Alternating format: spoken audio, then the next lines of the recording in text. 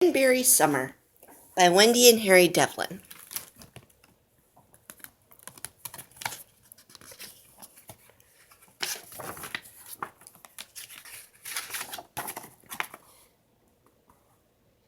It was summertime in Cranberryport, and Mr. Grape had discovered a visitor in his lettuce patch, a hungry donkey. All of Cranberryport knew about the little homeless donkey. Weeks ago, accidentally, a traveling circus had left her behind. Hungry and shabby, she had wandered the roads and bogs, until this morning, when she found Mr. Grape's garden. As Mr. Grape raised his hoe to chase the donkey away, he heard a roar. "Suffering codfish, stop!" Mr. Whiskers shouted at his neighbor. "Don't hit that little beast. She's starving."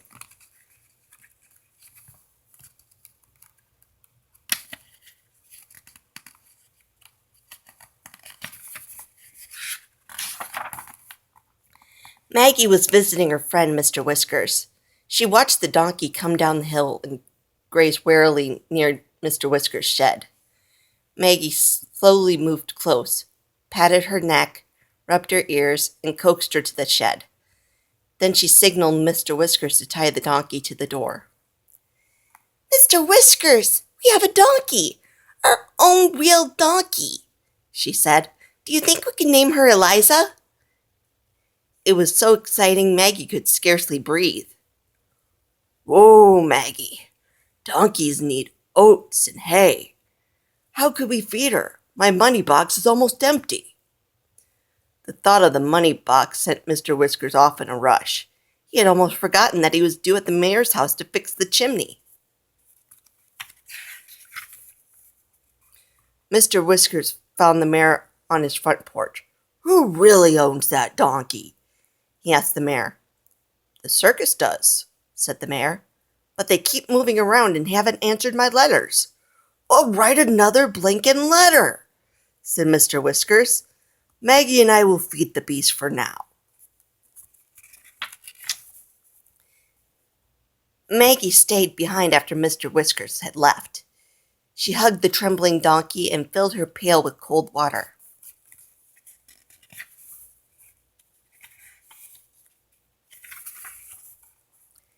At dinner time, she told Grandmother all about the little donkey. "We're going to name her Eliza," she said. "But, Grandmother, how can we feed her?" "We must fill Mr. Whiskers' money box," said Grandmother briskly. "I think I have it, Maggie. The 4th of July is just a week away. If Mr. Whiskers will wear his best clothes and promise not to say suffering codfish for the whole day, I myself will help." Mr. Whiskers agreed to everything when he heard Grandmother's plans. The 4th of July came with blue skies, sunshine, and white clouds. American flags flew everywhere in the town square. Drums boomed, horns blared, and the sound of music rollicked from the bandstand. At the corner of the square, Maggie, Mr. Whiskers, and Grandmother were ready. A large group of noisy children gathered around the sign Mr. Whiskers had posted there. "Donkey rides, 50 cents.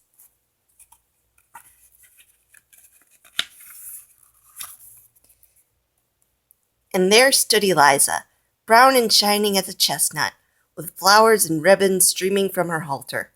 Prancing and tossing her head, she gloried in the noise and celebration as though remembering her circus days. They worked as a team. Mr. Whiskers lifted the children up into Eliza's saddle. Maggie paraded them around the circle, and Grandmother made change in the money box.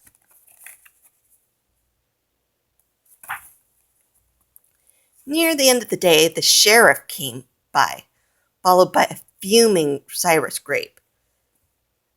Eliza hee-hawed and backed up at the sight of Mr. Grape. Maggie could guess what Mr. Grape had in mind.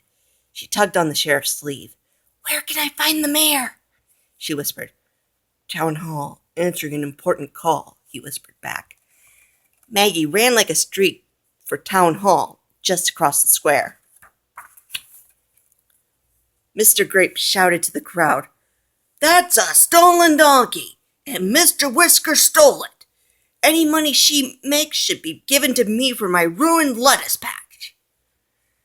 Mr. Whiskers faced Cyrus Grape. Suffering, suffering, he began. He eyed grandmother. Gooseberries, he exploded. Suddenly the mayor was there, breathless but filled with fury. Cyrus Grape! Maggie and Mr. Whiskers were the only ones kind enough to make a home for that donkey. The circus people just called me back. Maggie and Mr. Whiskers are the new owners. The children burst into cheers. Hooray! A grumbling, grouchy Mr. Whiskers disappeared down the path beyond the bushes.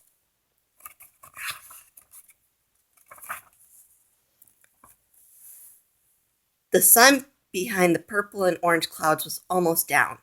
A picnic of fried chicken, ginger muffins, apple pie, and cranberry punch was set upon the festive table.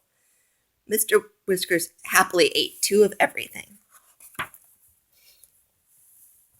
Now, against the dark blue sky, the fireworks exploded in showers of red, gold, green, and silver.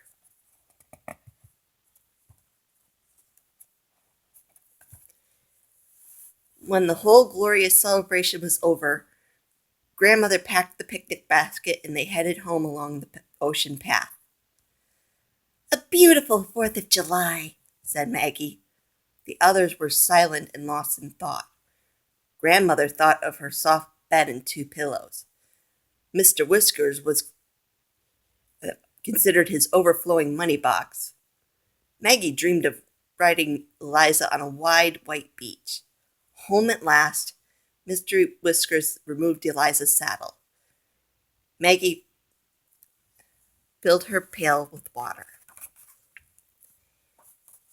Good night, Eliza, Maggie called through the shed door. Eliza never heard a word. She was sound asleep in her bed of hay, with flowers and ribbons still on her halter. The end.